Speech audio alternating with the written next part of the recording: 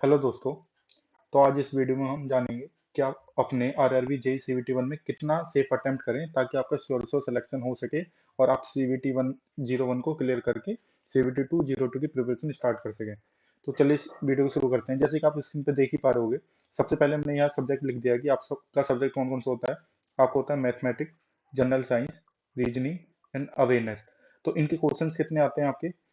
Math के आते हैं आपके 30 क्वेश्चन, जनरल साइंस के भी आपके 30 क्वेश्चन, 25 मार्क्स की आपकी रीजनिंग एंड जनरल अवेयरनेस भी 15 क्वेश्चन। और हर क्वेश्चन का मार्क्स कितना होता है? एक।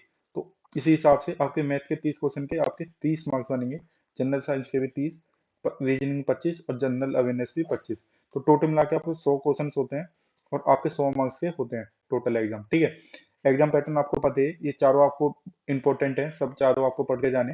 तो अब बात कर लेते हैं आप सेफ अटेम्प्ट कितना करें। तो जैसे मैं, आप यहाँ पे लिखा हुआ है आपका,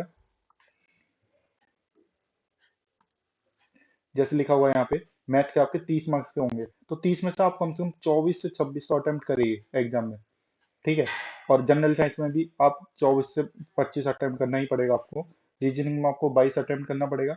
मैं मान के चल रहा हूँ 25 में रीजनिंग आपकी अच्छी ही करनी पड़ेगी, क्योंकि मैथ और रीजनिंग तो आपको आनी चाहिए, जनरल साइंस वगैरह आनी चाहिए। 10th और 12th की बेसिकली बहुत सिंपल पूछता है। ठीक है, मैंने क्वेश्चन भी कराए हुए हैं, आप देख सकते हो वहाँ से।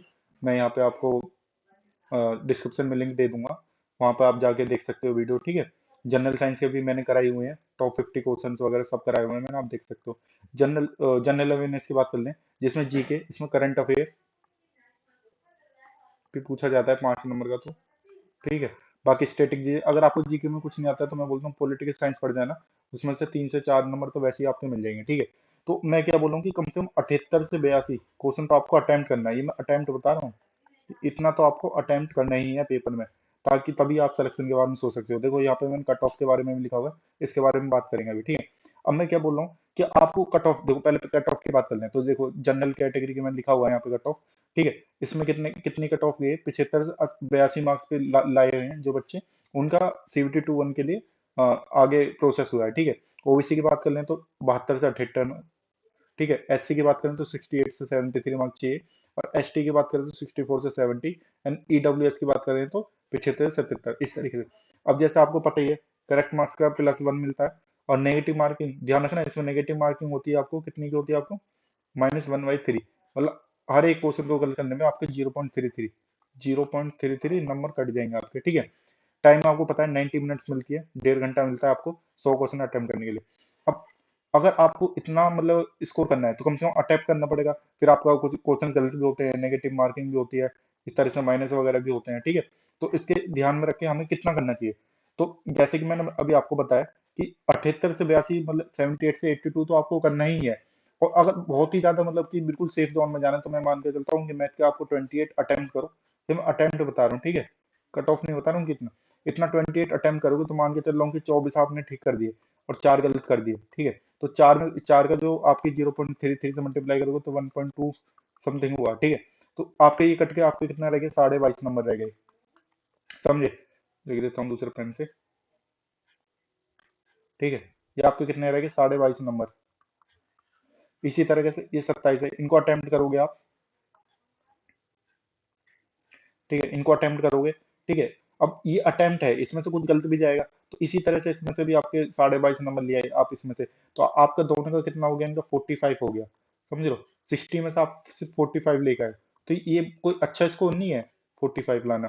ठीक है, इसलिए मैं बोल रहा हूँ कि थोड़ा ज्यादा अटेम्प्ट करोगे, थोड़ा हाथ पैर मारोगे, जो आपके टॉपिक वीक है मैथ में उनको थोड़ा प्लस पॉइंट बनाइए, इनको और रिवीजन करिए, अच्छे से रिवीजन करोगे आप, तभी मैथ में अच्छा कर पाओगे। जनरल साइंस में जितने भी एमसीक्यू हैं, अब देखो थ्योरी आपने पढ़ ली, अच्छी बात है, लेकिन अगर आप पी वाई क्यू करोगे, ठीक है, और आप जो एमसीक्यू लगाओगे उससे और अच्छे क्लियर कॉन्सेप्ट होते हैं, क्योंकि आप थ्योरी पढ़ ले तो कुछ ना कुछ रह ही जाता है। लेकिन जब आप पी वाई क्यू लगाओगे, उनके नोट्स देखोगे, जनरली क्या कहता है रेलवे, जो ऑप्शंस देता है ना, ऑप्शंस, उन्हीं में से अगला क्वेश्चन बना देता है।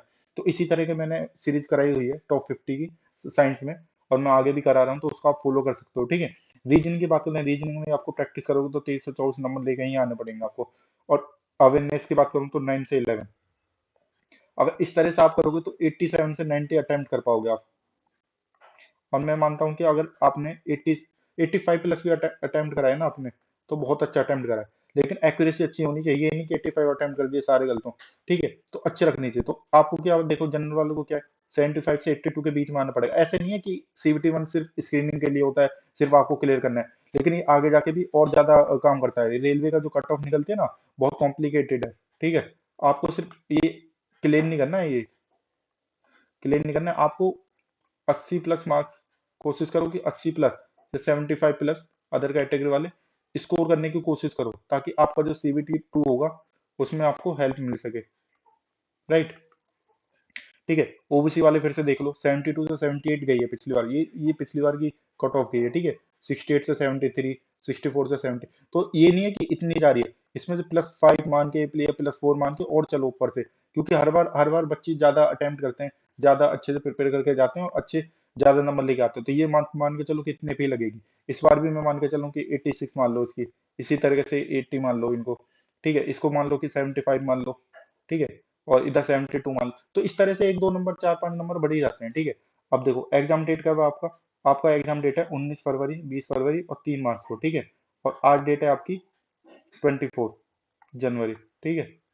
तो इस हिसाब से आपके पास 24 जनवरी नाइट हो रही है अभी, ठीक है?